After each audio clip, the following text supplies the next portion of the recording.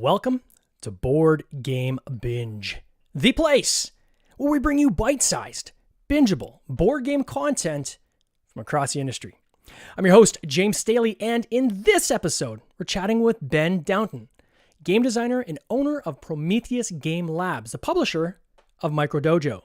Prometheus Game Labs has recently launched the expansion to Micro Dojo called Loyalty and Deceit on Kickstarter. Ben, welcome to the binge. How you doing? Hi, I'm good. Thanks for having me on. That was a great introduction. I love it. It's a little bit of practice, eh?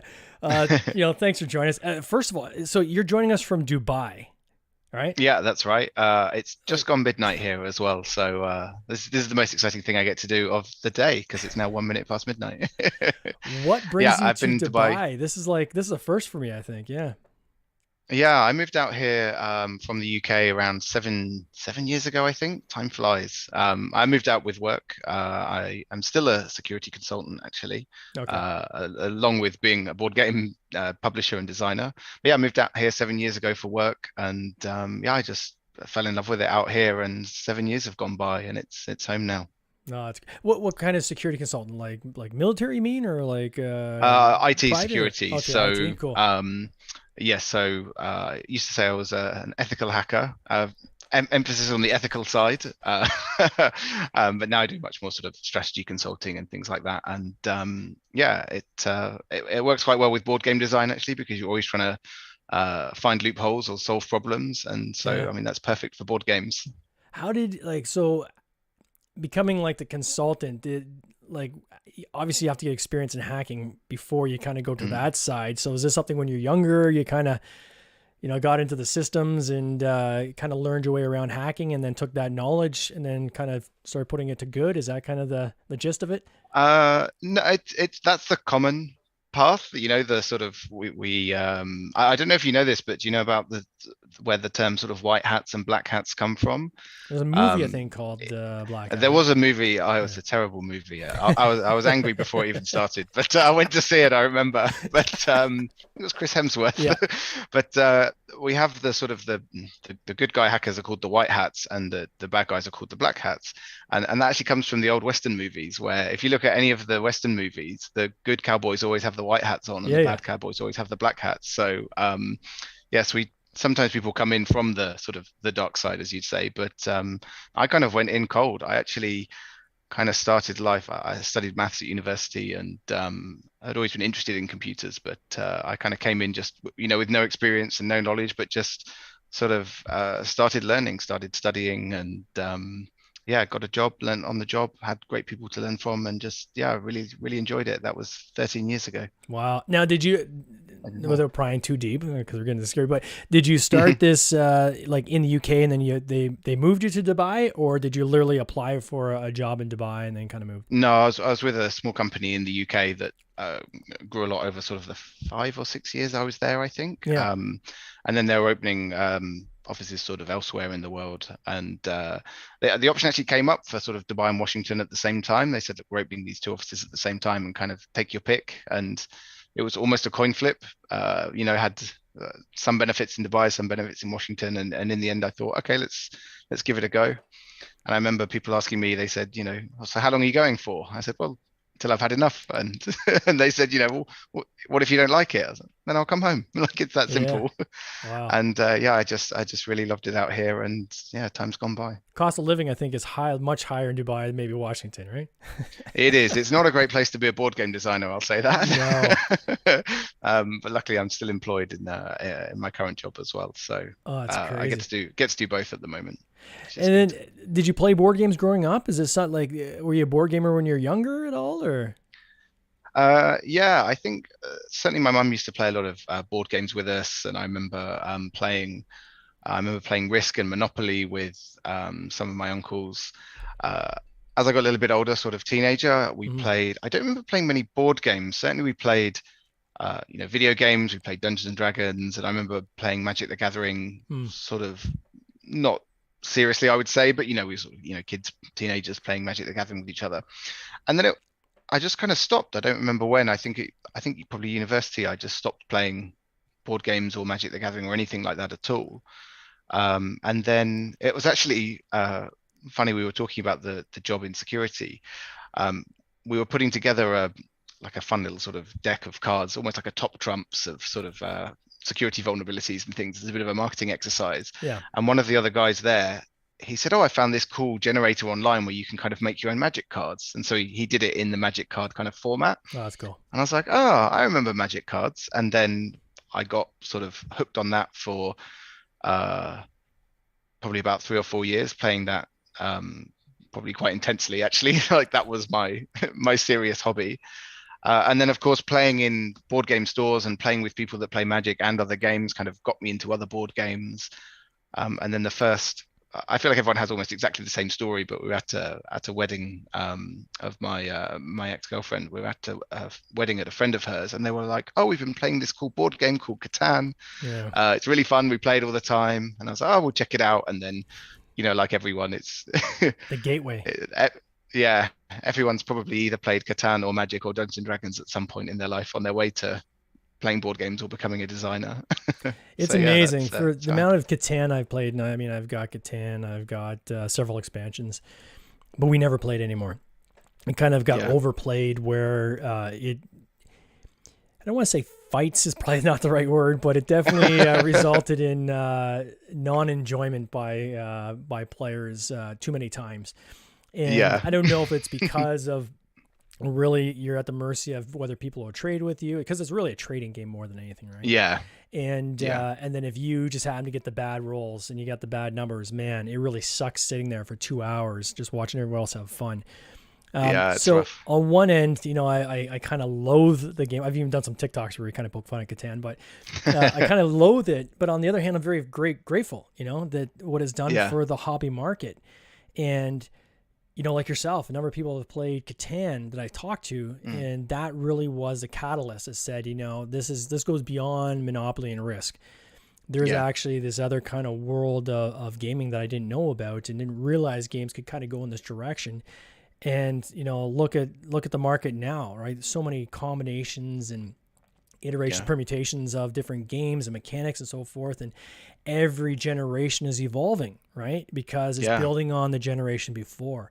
And I think it's so cool just to kind of sit back and watch that, right? So that's kind of cool. It's really cool to think about it, like, because it's evolving at the same rate as like some technology. And you think, oh, board games are board games, they're made of cardboard, and how can there be new board game technology? But if you look at like mechanics that are even like you look at games that are like 5 years old, some of them, and they feel dated. You think, how can this only be, a 2017, 2018 game? But it's because we've had such a rate of good board games that we've been able to kind of take those, refine them, like take the best bits of all those mechanics and really refine them at quite a quick pace. It's funny how fast board games are evolving. You don't really notice it until you see a game that feels old, and it's not very old. Yeah. And even I'll find like there'll be like either a theme or a mechanic that really gets popular quick, and then all of a sudden you'll see like 4 or 5 games in a row that all kind of come out with that same kind of either theme, or like Pirates is a good example. When Tiny Epic Pirates came out, there was like 6 games launched all at the same time.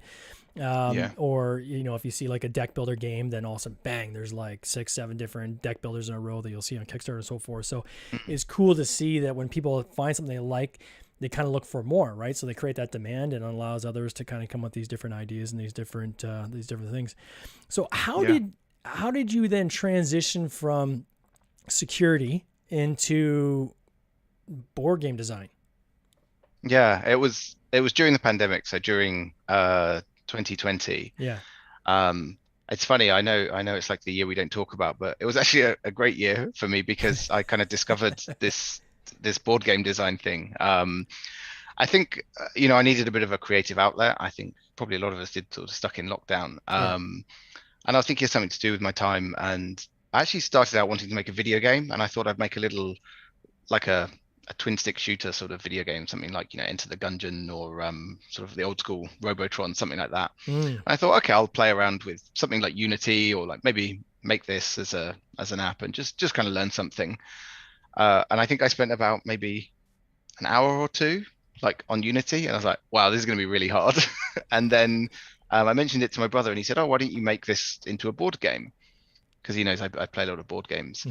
And I thought like, oh, I'm not sure it would really work as a board game. And then I think like literally the next morning I woke up and I was like, oh, this could be a board game. So he'd planted that seed for me. And I spent probably a couple of months solid working on that game before realizing it really wasn't very good and it wasn't really going to go in the right direction to be good. But by that time, I'd been sort of kind of absorbing everything I could, like reading articles, listening to Board Game Design Lab podcast, just really getting into game design. Yeah. And I think in those 2 months, I decided I didn't want to design this game. I wanted to design games, to be a game designer. And so that's when I decided to sort of start working on some other game ideas. Then how did you figure out that it wasn't going to be a good game? Was it input with other people, playing with others, or you just came to this realization yourself? I had a couple of playtests with other people. One with a small group of friends. I did almost like a, a prototype concept where basically I designed sort of the first level. It was sort of a dungeon crawler, but it was meant to have a bit more of an arcadey sort of action feel to it. So I started with the first level, and they're like, "Yeah, we liked it. It was good fun." And then as I developed it more, I realized I think actually it was the product side of things that made me realize it wasn't a good game. Like probably working on some of the things like the mechanics and stuff like that, it could definitely have been refined. But I realized, okay, I want this to be kind of a quick, easier game to play that's fun. But the level of variation that I have in it at the moment means you're going to need like a ton of content, a ton of tiles.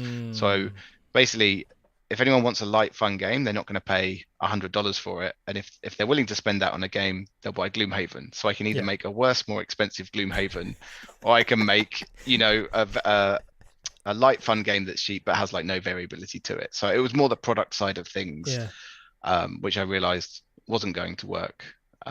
That's actually kind of clever because it's kind of saying, okay, what is it I'm trying to create? Who's the audience? What's the kind of price point they're going to pay? And is this current iteration and the way I'm going to have to make this fit that or not? That's pretty insightful. I don't know how many people actually go through that exercise, right? I think often you'll see people come up with an idea and then they're just like, we're going to keep running this. We're going to make this idea work versus saying, okay, it's not necessarily about the game. It's what I'm trying to achieve in terms of the gameplay. And this is not cutting it, right? Yeah. And there's probably a lot of games out there that are really great, fun games to play, but not great products. That great games that won't sell because they're amazing fun, but the price point just makes it impossible, and things like that. So I didn't mean to set out thinking about the product when I started. I was just kind of like playing around to try and make a game, but like definitely the product side of things has always been in mind, because I think that's how I evaluate games that I play as well. Like there's definitely games I've played where I think like really it's just the price, but there are certain things where I think like actually this would have been a better game if it was cheaper. It's a fun game to play as an experience if someone gets it out of the table. But if I think, oh, I've paid $80 for this game, I don't feel it was worth it versus, wow, this game was only $30. That definitely factors into sort of how I value a game. So maybe that did come through when I was sort of during the design phase as well. Yeah. I had an idea in mind for what it would be. That's tough when you have a game that I have one in my collection. I'm not going to say what the game is, but it was a Kickstarter back, and I was looking really forward to that game. I was so excited to get it. And I got it based on the theme and what I thought the game was going to be, based on the imagery and so forth. And when I got the game and played it, I played it once, and it's now sitting on the shelf, right? And it's like, oh, that was not a cheap game, right? That was actually... it had it been lower cost, back to what you're saying, had it been kind of priced around the type of game it is, I might have been less disappointed maybe, right? Yes, in what I got, but it is what it is. And I think that's kind of the roll of the dice with Kickstarters anyways, is that they're not all going to be winners. They're not going to all hit it out of the park. And even a game that you have, there's going to be some people love it. There's going to be some people that hate it, and that's okay. Not every game is for everybody. So how did that then transition to Micro Dojo? So where did Micro Dojo come from? Yeah, so after sort of deciding this first idea of the game wasn't going to work, but I still knew I really wanted to kind of create something and create a game and sort of get into it. Yeah. I had a chat with we have a good gaming group in Dubai, and one of the guys came and brought a prototype once, and it was for a game called Lander by Dan Alexander. And he told us basically all about his process of how he developed this game, how he was going to Kickstarter. And he just had a lot of knowledge about what it took to kind of, like, he seemed very on top of things when I spoke to him. A lot of things I hadn't even considered as just a game player, and that was a few years before I planned to, or before I ended up in game design. And so after sort of abandoning this first project, I reached out to him and said, look, I'd love to have a chat because this is something I'd like to get into. And, you seem to know what you were doing, so it'd be good to just have a bit of a chat. And the one piece of advice he gave me that was really good, he said, it's a good idea to start with something small because it's very expensive to bring something to Kickstarter, and it might fail. And as it happened, I think my first Kickstarter was not one bought by me, but by a friend of mine. Actually, this friend that I mentioned at the start, who we played Magic the Gathering with, we've been friends since we were kids. I was visiting the UK from Dubai back for a wedding at a friend of his. And he met me at the train station. He said, "Oh, I've got something for you." And it was this little game called Province. It was $5 on Kickstarter. And it came, I don't know if it came in an envelope. I think it did. I think it came in an envelope, but he'd punched it out and gave it to me in a little plastic bag. And it was this cute little worker placement game. It had a shared board with sort of 3 spaces and 3 meeples, and they all move clockwise. And you can choose not to move one. So you're sort of predicting what your opponent's going to get. Yeah. And we played it on the train on the way over to this wedding. And then when it was done, I put it back in the plastic bag and I put it in my jacket pocket. And I actually even forgot it was there. And that game I still have. And so when Dan suggested making a small game, I thought, you know what? I really liked what Province did. Like, it was just a cool little experience. It was cheap. And I thought, if I do something that's sort of small and cheap that people can sort of almost pick up as a no-brainer, what have you got to lose? Worst case, there's on Kickstarter, worst case, it's a scam or it never delivers or whatever. You've lost $5. It's not a big investment. And my plan was thinking, okay, this first game will be a way to sort of learn everything that I need to learn about how to run a Kickstarter and how to develop a game and how to bring it to life. But also a good way to reach lots of people, because hopefully lots of people will want to buy this little cheap game instead of a big, minis game. It won't take me 5 years to develop. I can do it in a much shorter time frame. And then hopefully those people will become fans of future games that I make. So it was really a way of not just testing the water, but also sort of building my experience and building fans for future games. This whole concept of fitting in an envelope, I thought was quite clever. I mean, I followed that first campaign, and I found it right near the end, so I didn't get a chance to get you on the podcast at that point. I'm like, oh gosh, it's too bad. That felt like an opportunity missed. So when I saw that you came out with this, this expansion or this kind of second edition, I was like, oh boy, I got to reach out to Ben. And thanks to Meeple on Board, your licensing agent, also licensing agent I use as well. Yeah, they've been great. Reach out to Michael and say, can you please put me in contact with Ben? I want to chat with him about Micro Dojo and this next iteration. But this whole idea of putting it in an envelope, I thought was quite clever, because it really is getting your costs significantly down, right? And I know with smaller games that are lower priced, you often run into the issue with backers saying, I'm not going to back this because your shipping costs are almost as much as the game. I ran into this on a card game we did, and I'm like, okay, but I can't charge. I'm not going to charge you more on the card game just so you feel better about the shipping. But this is the cost of the card game, and that's the cost of the shipping, right? So the fact that you're able to get in an envelope, and I think I'll share the screen for people that are watching this either on the playback or live. And thanks for everybody joining us. I'm watching Instagram here. I can see a number of people in the lobby. Thank you all for joining. But when I went down to scroll down to the shipping, I saw like $1. Like you had it was like £1 to ship, like even in the UK, which I thought was like, you don't see that on campaigns, right? So was that something you kind of fell into, or was that kind of always there from the beginning in terms of your plan? Yeah, no, that was 100% there from the start. I started basically with the dimensions. So I used Royal Mail from the UK, their shipping categories, to find what basically I could ship as a letter. And a C5 envelope is the largest size that can be shipped as a letter. Mm-hmm. So I sized the punch board to fit inside that, and then everything kind of flowed from there. I used the component sizes from Province. So actually the square tokens are the same size as the square tokens in Province, and the board is the same size. I kind of used that as my sort of starting point. I can't tell you how many layouts I went through of the punch board to get everything to fit into that space. But knowing that was going to be my limit was actually quite good from the design side of things, because I could work out, okay, what can I fit into that punch board, and where do I need to cut things? Like I had 16 buildings originally instead of the 12, and they just wouldn't fit on the punch board. So obviously the 4 worst ones got cut. And actually that worked out quite well, because I wouldn't say they were the worst ones, but they ended up getting cut and became the advanced movement abilities in the rulebook. So basically, for a tiny square, basically one ninth of one side of a US letter sized piece of paper, became the advanced game. And loads of people have told me they loved that. And so by cutting that from the punch board and moving it into the rulebook, again, I could pack even more into the game.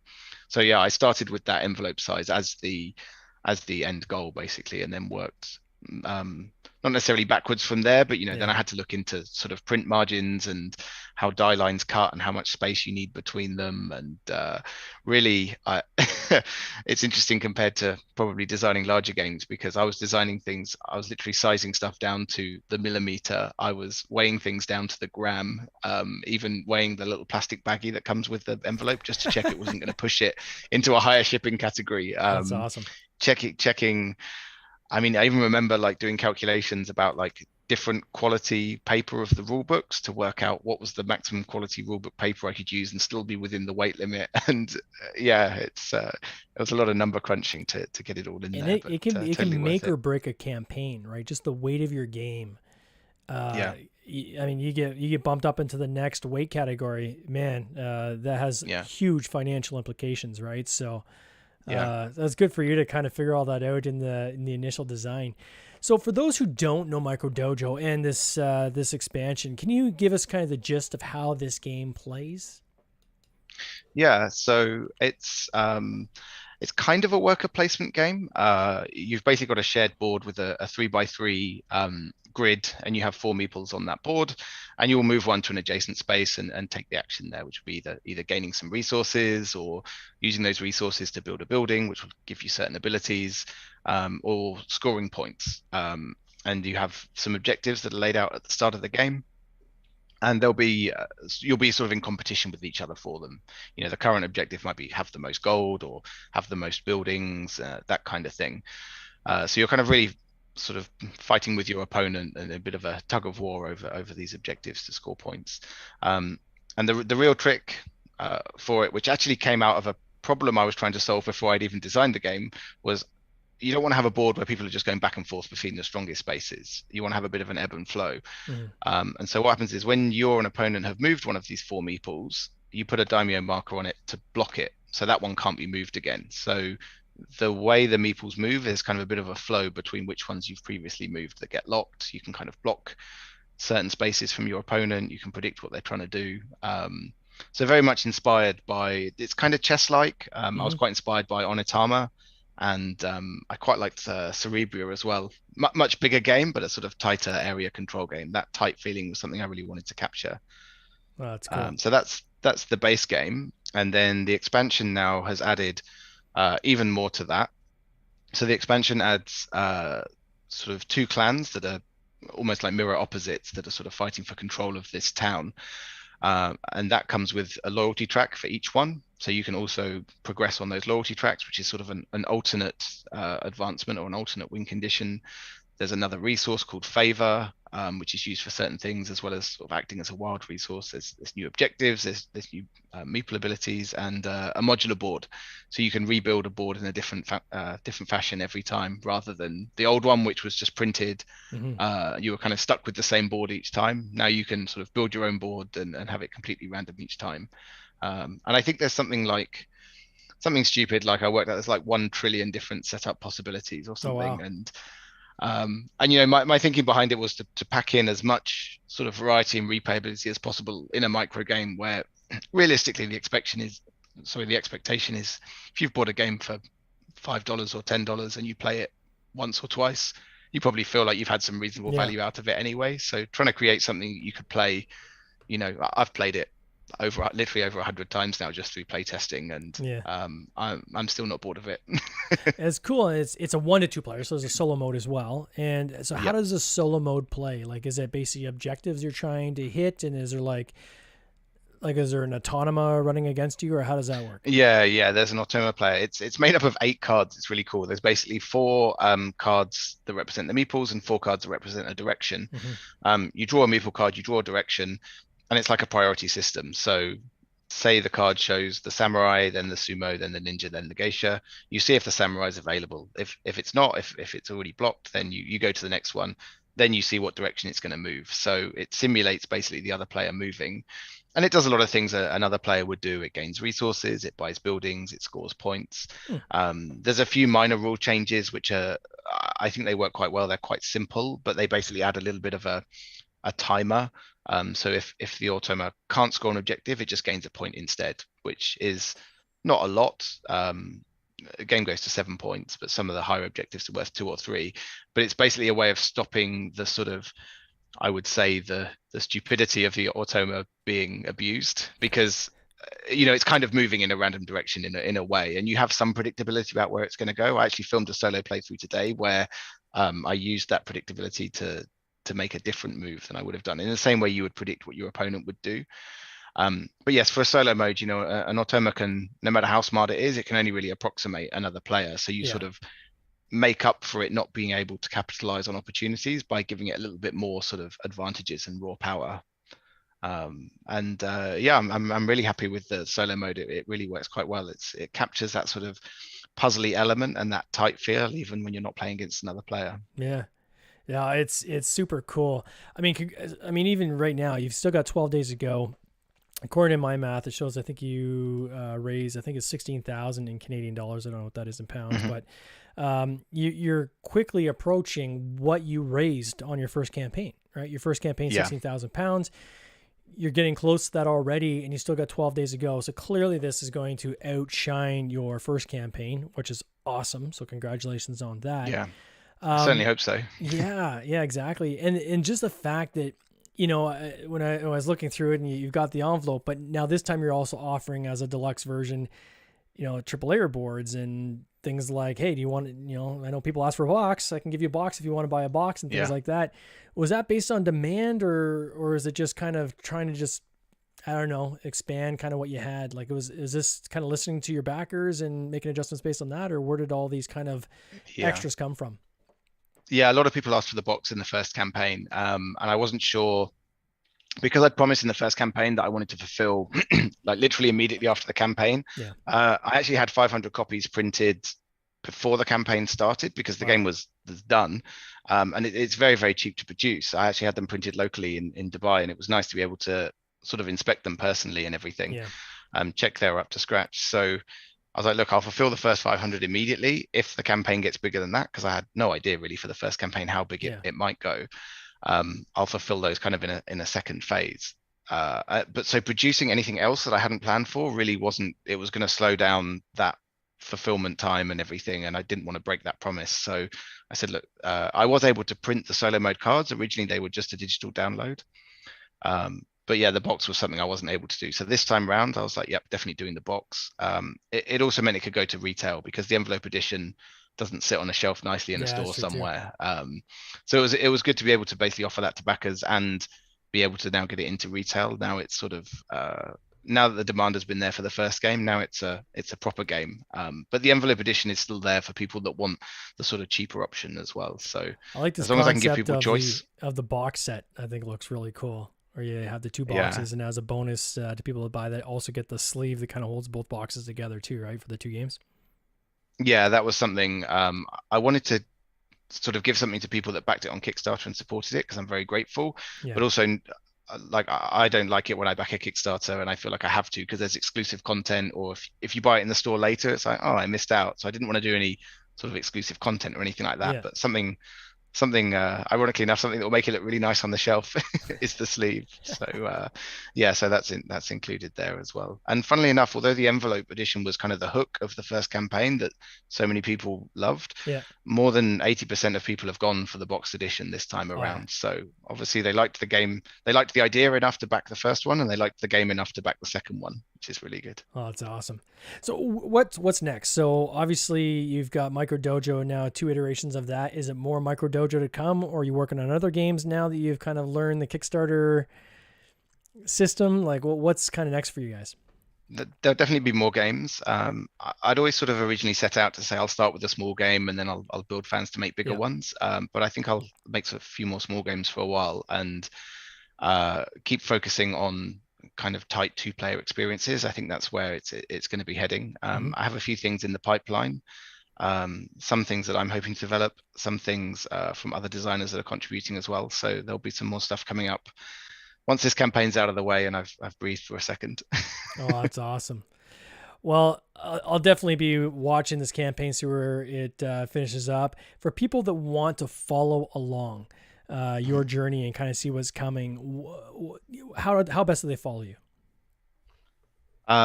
There's the Instagram profile, which is Prometheus.Game Labs. I'm mostly active on Facebook, and I'm active more in a lot of other board game groups as well. There's a Micro Dojo group on Facebook currently. There'll be other groups for other games. That's awesome. And I think that's all the social media. I feel like I've missed one. Well, that's all right. We'll tag it in the show notes if there's one that we think about when we get off air.